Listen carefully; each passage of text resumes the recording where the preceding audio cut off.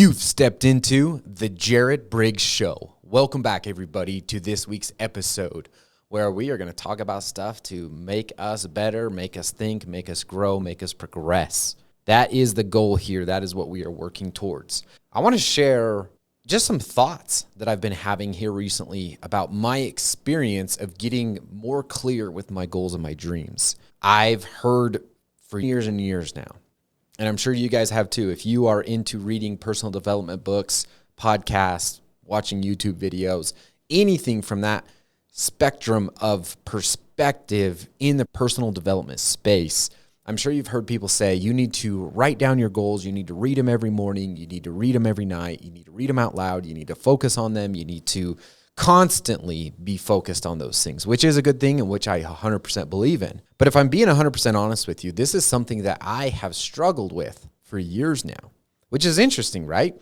Why would someone struggle with this? Why would someone find conflict within their goals and their dreams? And I'm going to give some insight on that. I, for the last a little over 8 years now, have been in the insurance industry, which I've constantly had the perspective of my goals being around the things that I did on a consistent basis to create income and grow my business, provide for my family, provide for my team, grow the company, do everything that I'm doing.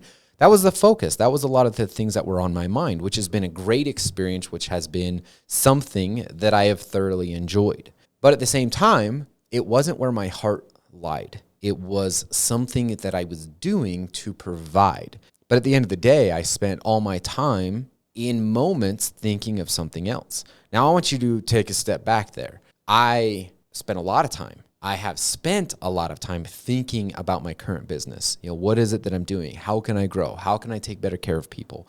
What are our marketing strategies?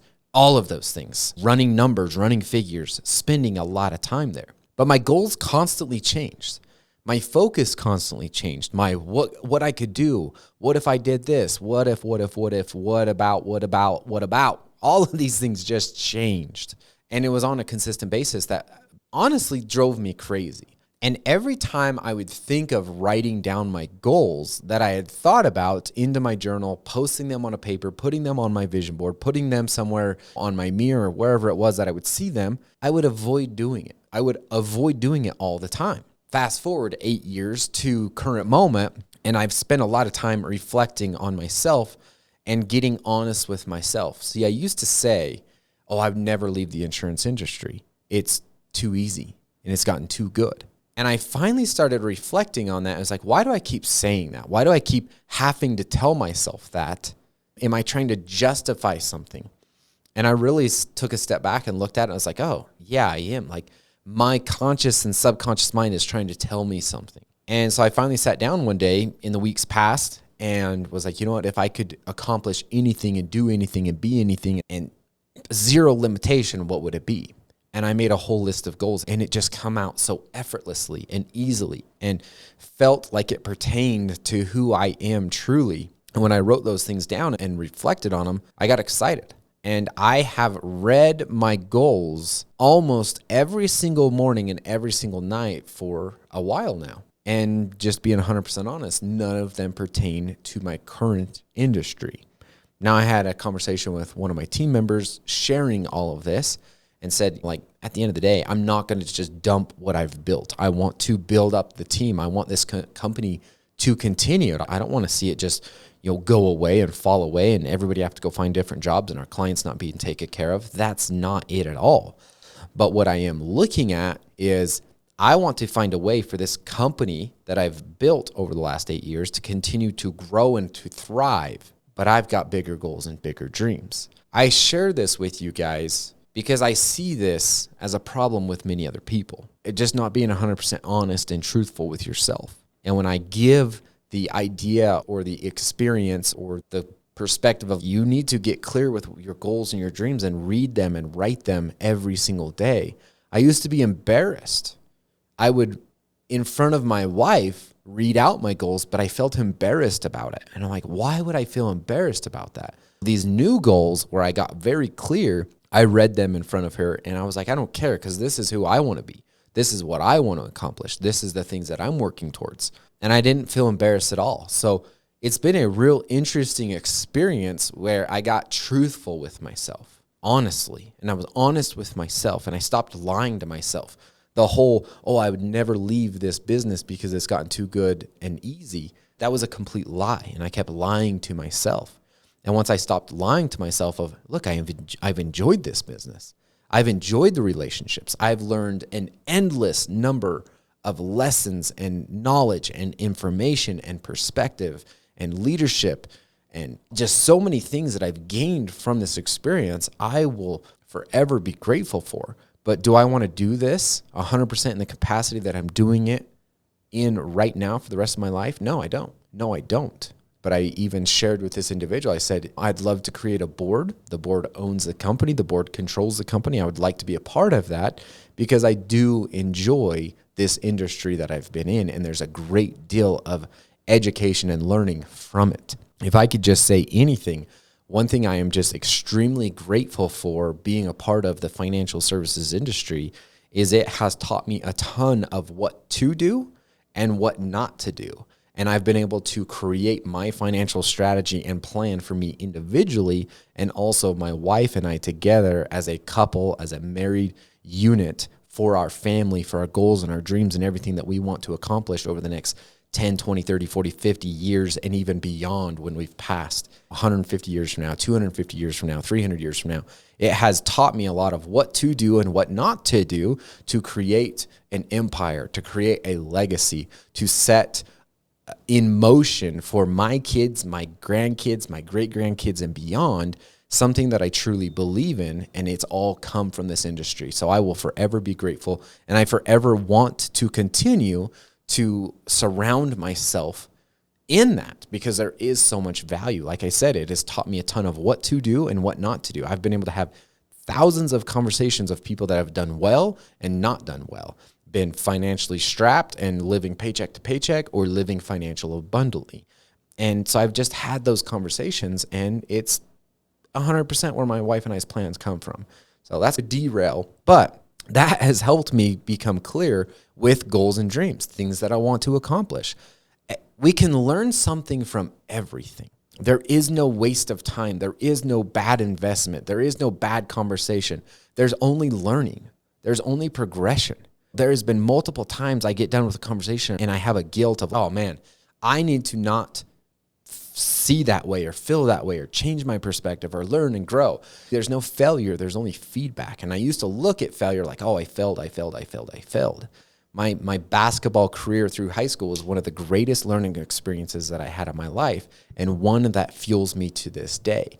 It could be looked at as a failure, but I look at it now from the perspective of learning. I learned from that. I failed in the goal, but I got so much feedback from it that fuels me today. And so I wanted to share these things with you because I find so many people having a vision board, having goals, having dreams, having those things down. It's such a rarity. It is very rare, but it was for me too. I thought I was doing it, but I was forcing myself. I was forcing myself to do it because I knew I needed to, but it wasn't authentic. It wasn't truth.